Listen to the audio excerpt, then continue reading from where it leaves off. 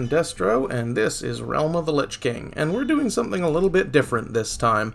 I'm working on a diorama here, a little 100mm base challenge, started by Phil of Phil's Minis. There's me and a few others participating in this, so I hope once you've watched my video, you head on over and watch all of theirs. You can see in the background here, I've been working on cutting together a few different bits to make a little arm piece for my tech priest that I'm going to working on. Once I heard about the competition and sort of what the challenge was, I had an idea that I really wanted to make happen, of sort of diorama of a tech priest of the Adeptus Mechanicus working in a little sort of maintenance bay on a sentinel. I've seen this sort of thing done before, a little diorama of characters and vehicles and things in the 40k universe in some downtime. And I think that's a really interesting idea, that, you know, all of these people who are out on the battlefields in the games and things, fighting and shooting their guns on their sentinel walkers, all of these people, you know, they got stuff to do when they're not on the battlefield. And I wanted to take a bit of time and put something together that represented some of that. So here I am, of course, just drilling out the smokestacks on the Sentinel. They don't start out drilled all the way, and I wanted to add that little bit of extra detail and really kind of push myself to add lots of tiny, fun little details to this thing.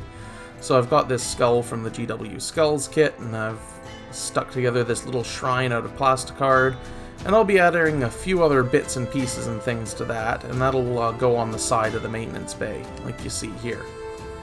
The Sentinel kit is a bit of a funny one. You can see in the background there that the legs go together and there's a big gap between where the base would sit on the Sentinel's legs and, you know, underneath the base. It's really, really difficult to paint in there with the head of the Sentinel quotes on, so I left that off for now.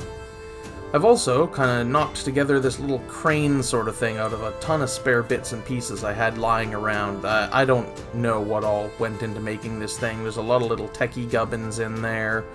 There's a button in a gear shape. I think there's an orc bit that's the front piece. Another thing that I really wanted to do for this diorama was to have something underneath the base. And to do that, I scored a hole and cut that out with a hobby knife, and then laid some granny grating on over top of it, so that you'd be able to see through underneath that, and I'm gonna put some stuff down there later. This is just riveting, more of those craft pearls I love so much, attaching those onto the base with super glue. Really adds a nice little extra detail to have these little rivets kicking around. Now we're on to attaching chains. I needed some chains to hold up the Sentinel, though I don't believe I show that, and I also needed some chain to hang this little sort of hooky thing from the crane. I have no idea what part this is. If anyone recognizes this bit, I'd love to know what it's from. It was definitely a piece of something larger. I'd cut it off a long time ago at the base there, but I don't know what kit that's from, and I'd really like to. The chain all got soaked in super glue to kind of make it rigid and solid and, you know, not really sway around. And then I, of course, hung it over a bit of wire that is just gonna look kind of like a cable attached to that little articulated claw at the end of the crane. Alright, now it's on to green stuff. Green stuff is a two-part epoxy putty. Need to type blue-yellow, I believe, is the official name, and not just, you know, the trade name. And mixing a little bit of that together and shoving it into gaps and places helps hold the model together, helps fill in some gaps that were left when I, you know, cut down bits and pieces that weren't necessarily supposed to fit this tech priest miniature.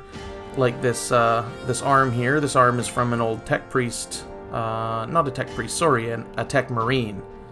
And I needed to kind of do some green stuff work to make that look like it belonged on the tech priest.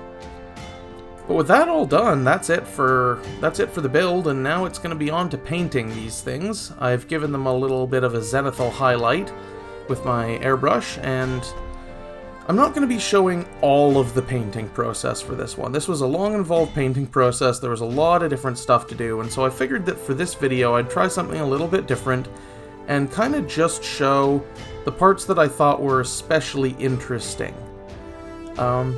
The reason I'm showing this is because I actually base coated this entire tech priest in 3 colors. There was this dark brown, which I also used for all of the metallics on the larger diorama base, and then there was that sort of reddish brown that I made by mixing red ink and mahogany brown together. And that was it for base coats. It was red and red-brown. Putting a little bit of carmine red over top of that, it covered reasonably well, but this isn't the most opaque at the best of times. So I had to do a couple of coats of that. The other thing that I wanted to do was mostly warm tones on the Tech Priest. His face has a little bit of blue in it to give it a sort of colder, more dead flesh look. Just mixed blue into the flesh tones, but the rest of him I wanted to be a little bit on the warmer side, hence the brown underneath the all of the metallics. That'll give sort of a warm, grimy, grungy, industrial look to them. I wanted to have that contrast, you see, the warm on the Tech Priest and the cold on the base. And then, of course, I realized I'd screwed it entirely up by starting to dry brush over just the brown. Had to come back in with some dark sea blue and add some more cool tones to that. It'll still look grimy and industrially, but it'll also help really change the color tone. Bring down the warmth of the brown and let some of that blue, cool blue show through as I'm dry brushing over all of that. There was a lot of dry brushing to go here, so 12 years later. There it is. It's all done. I spared you the details. This all looks pretty bright for now, but it'll get toned down with some washes and weathering a little bit later. This is also probably a good time to mention, while I'm starting up painting the undercoat for some freehand work, quotes, that I'm going to do a little bit later, to mention that yes, once again, this is a collaboration project, there are other people involved, and I'm going to be putting links in the description below to the channels of everyone else who is doing videos for this, so that you guys can go and check those out when you're done here. Alright, now, back to what I was working on. This is going to be a sort of white trim. Red and white is a common theme among the Adeptus Mechanicus, and I didn't want to use just white on these because just white looks too white. So I've started with heavy blue-gray and moved up a little bit to the white, and now I'm going to be doing black. Yes, I'm doing it with Micron pens. These things are hacks. Just a few taps, and look at how well I did the eye in there. I didn't even break a sweat doing that.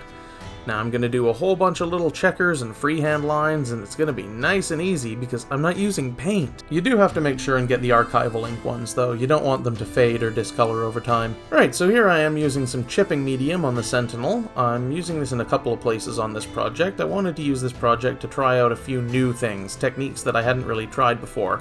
And I bought this chipping medium a while back, but I had never really given it a go. You'll see the actual effect of the chipping medium later. I didn't get to do that until I'd gone over the rest of this with base coats and washes and things, because I needed to get to the point where I was painting the Sentinel before I could actually do the chipping. This is the same general recipe I used for the industrial base that I put on my Primaris Judicia a little while back. I thought that was a really nice effect, and so I did roughly the same thing here. Now we're down into the last tiny little details and things. I've got to paint some lenses on the Tech Priest here. I've already done some yellow, you can see there, with hazard stripes. I love hazard stripes. I think they're a really cool look, and I wanted to put some on the Tech Priest here. This is the only place they appear on the build, and I think they really help draw some extra attention to him. You can see me pointing out that yes, I still need to do the leather, I still need to do some lenses, I still need to do the Servo Skulls, but almost everything else on this guy is done. It's down to the nitty-gritty little details. Just some quick work here on the little Auspex scanner thing that he's holding.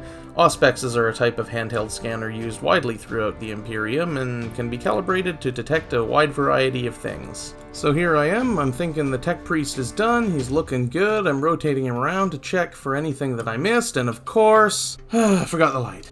So this is this Reaper Master Series paint sample.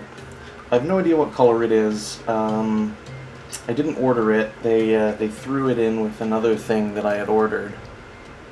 But it is this sort of nice light olive color that I think would work pretty well as a highlight for the medium olive. So I'm gonna give it a try and do some edge highlighting with it and see where we go. Jumping back in again after the fact, yeah, I can say that this color worked out pretty well. I don't know too much about these paints. I probably wouldn't bother ordering more, but, you know, with the sample that I had and for what I was using it for, it worked okay. And then this happened. This is kind of a running theme with this project, that I would keep missing bits or doing stuff wrong and needing to go back and fix it. In the case of this particular screen, though, it turned out to be a bit of a happy little accident. And, of course, I couldn't resist getting a little bit more freehand in there. I've left the entire process in once again, just so you can see me freehanding out this little sort of sentinel thing and marking out some text and readouts and this kind of fun little screen stuff. I love this stuff, so I'm just going to leave you to watch this.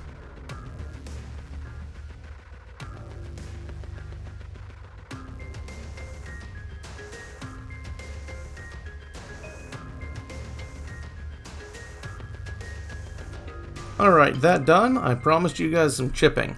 I tried a few different things to get this to work, and it did work okay, just kind of hammering the brush on it, but I found that the best way to do it was actually to put the water on and let it sit for a few seconds, and then you could come in and just sort of lightly swipe at the places that you wanted to chip, and it would do it.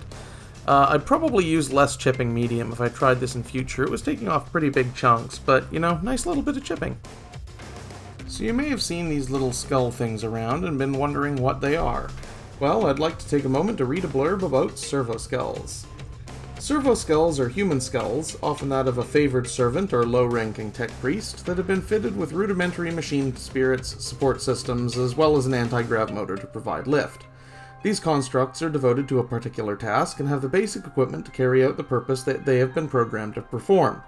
Their advantages are their small size and maneuverability, which allows them to enter otherwise inaccessible spaces or hazardous areas that would endanger their operators, as well as the ability to act as additional eyes and ears for their masters.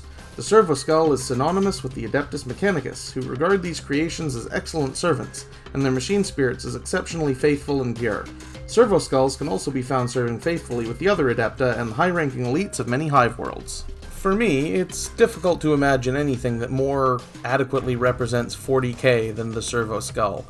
It's a little flying skull with a bunch of gubbins and things fixed to it. It's so perfect. It's wonderful. It's unique to the setting. I've never seen Servo Skulls or anything like them anywhere else, and I don't think they'd really work anywhere else. It's just such a beautiful part of this grimdark setting that I love so much. To have these little just fly-in skulls wandering around and doing jobs. I love those things. Alright, and here we are getting into the Glamour Shots. I really enjoyed working on this project. This was a really fun one to knock out for me. I got to do a lot of kit bashing, some converting, a little bit more drilling than I perhaps would have liked, but putting all of this together and adding some fun little touches like the stuff underneath that grate and all of these little servo skulls hovering around and the tech priest kind of in a non-combat situation. There's a little rat under the floorboards there, if you can see that. Had to add a rat. Had to have a rat under the floorboards. But yeah, this was a really fun time. I had a lot of fun doing it. Thanks to Phil and everyone else for participating, and I will see you next time.